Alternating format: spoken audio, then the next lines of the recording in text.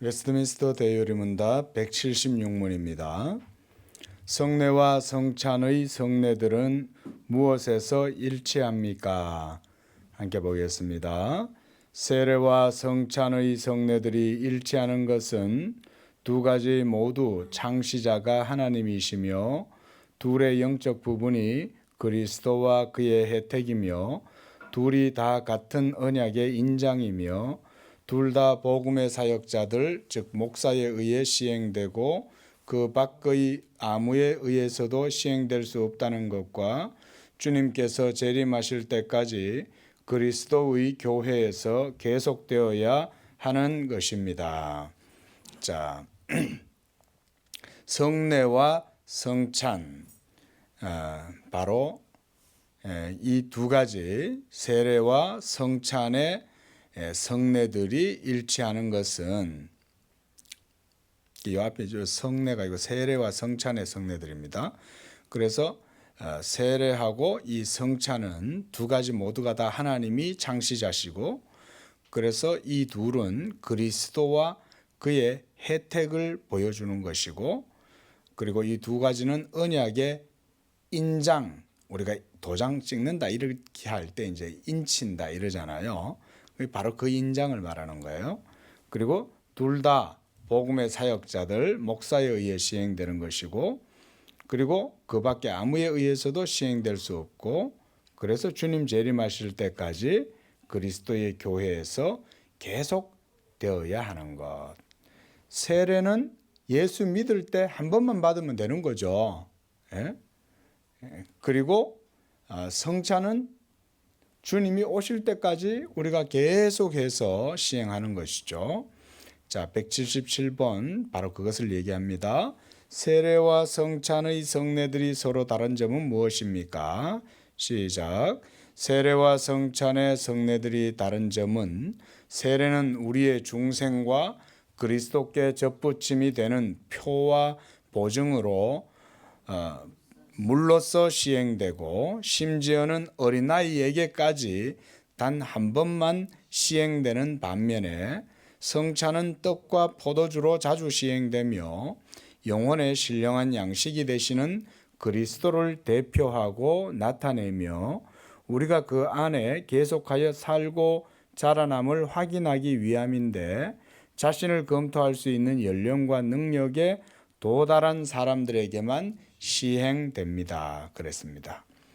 자, 여기 보면 중요한 건 그 중간에 보면 심지어 어린아이에게까지 단 한 번만 시행된다 그랬는데, 이거는 바로 유아 세례를 말합니다. 유아 세례. 그래서 우리는 이 유아 세례를 하나님의 언약의 은총으로 보고, 그래서 어린아이들에게도 세례를 줍니다. 그게 갓난아이들이죠. 뭐 갓난아이가 이제 갓 세상에 태어났는데 얘가 무슨 뭐 믿음을 고백할 수가 있겠어요? 뭐 믿음을 알겠어요? 하나님을 알겠어요?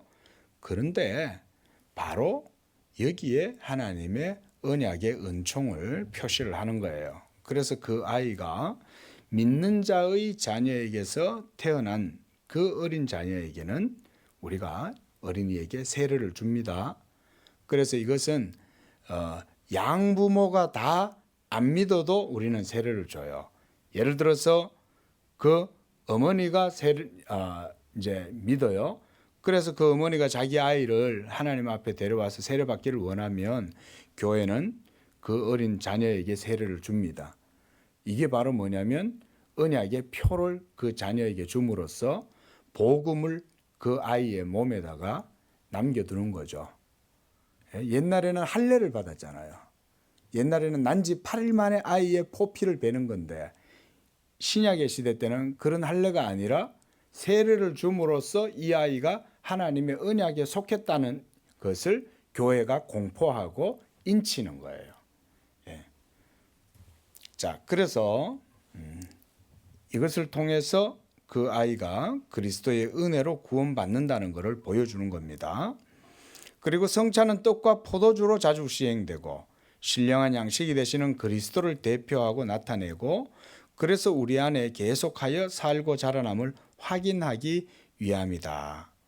그런데 자신을 검토할 수 있는 연령과 능력에 도달한 사람들에게만 시행된다. 그래서 우리가 유아 세례를 우리 건우가 유아 세례를 받았잖아요.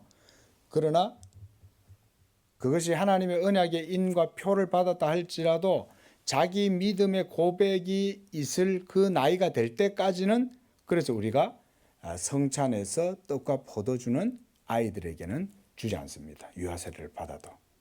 그래서 우리가 건우가 유아 세례를 받았기 때문에 이제 성년이 될 때 한 18세 아마 우리 교단은 그럴 거예요. 그러면 그 나이가 될 때까지 되면 이제 입교라는 것을 해요. 그 입교라는 것을 하면은 이제 자기 믿음을 고백할 나이가 되잖아요. 그러면 그때 입교를 주고 그렇게 해서 입교를 함으로써 그 자녀가 이제 성찬에 참여할 수 있게 되는 거예요. 자, 178번. 자, 이제 주제가 기도로 바뀝니다. 기도가 무엇입니까? 답입니다. 기도는 그리스도의 이름으로 성령의 도우심으로 말미암아 우리의 소원을 하나님께 올리는 것인데 우리 죄를 자백하고 그의 긍휼하심을 감사하게 생각하면서 하는 것입니다. 자, 179번입니다. 우리는 하나님께만 기도할 것입니까? 보겠습니다. 하나님만이 마음을 감찰하시고 우리의 요구를 들으시며 죄를 용서하시고 모든 사람의 소원을 이루어 주실 수 있으며 그만이 신앙과 종교적 예배의 대상이 되실 수 있으므로 예배의 특별한 부분인 기도는 모든 사람이 그에게만 올려야 하고 그 한 분 외에 아무에게도 기도해서는 안 됩니다. 자, 기도는 살아계신 하나님께 하는 거죠. 그리고 우리가 하나님께 기도한다는 것은 믿음의 고백이잖아요. 우리 길거리에 나가서 예수 안 믿는 사람한테 하나님께 기도해보라 그러면 그 사람이 무슨 생뚱맞은 소리를 하냐. 난 너무 생소해서 기도 같은 건 못한다 이렇게 하겠죠. 그러나 예수 믿는 사람들은 어떻습니까? 하나님께 자연스럽게 기도하는 거예요. 왜냐하면 그는 하나님께 대한 믿음이 있기 때문에. 그래서 믿음이 있는 사람은 반드시 하나님께 기도를 하게 되어 있습니다. 그래서 이 믿음을 이 기도를 믿음의 표현이다. 이렇게도 우리가 말을 하는 겁니다. 그래서 우리가 살아계신 하나님, 우리의 모든 것들 들어주시고 또 베풀어 주시고 특별히 또 죄를 용서해 주시고 그리고 우리의 소원도 이루어 주실 수 있는 바로 그 하나님께 그래서 우리가 기도를 하는 것입니다. 그리고 그 기도는 하나님 이외에 다른 어떤 존재에게 우리가 할 수 없죠. 심지어 사람조차도 할 수가 없어요. 뭐 귀신도 안 되고 귀신들이 있지만 그 귀신도 하나님이 아니죠. 하나님이 허락하셔야 되는 거지 귀신이 뭐 기도에 응답할 수 있는 능력은 없습니다. 그리고 사제들 특별히 여기서도 이제 이 웨스트민스터 대요리 문답에서 언급하는 거는 이 사제들도 염두에 두는 거예요. 사제들이 하나님께 기도한다. 이것도 문제가 있는 거예요. 또 사제를 통해서 하나님께 기도한다는 것도 문제가 있죠. 예를 들어서 로마 캐톨릭 그 성당에 가면은 저게 있잖아요. 자기의 죄를 고백할 수 있는 그곳에서 이제 자기 죄를 고해를 하잖아요. 예? 이 고해를 하면 사제가 앞에 안에 들어앉아서 다 듣고 있다가 이제 막 대화를 하잖아요. 그런 식으로. 그런 것도 전부 다 불신앙적인 거다. 그건 비성경적인 거예요. 그 사람은 예수님의 이름으로 직접 기도하면 되잖아요. 그런데 그거 가가지고 고해성사를 하는 거죠. 자, 이렇게 우리가 기도에 대해서 이제 배우는 것입니다.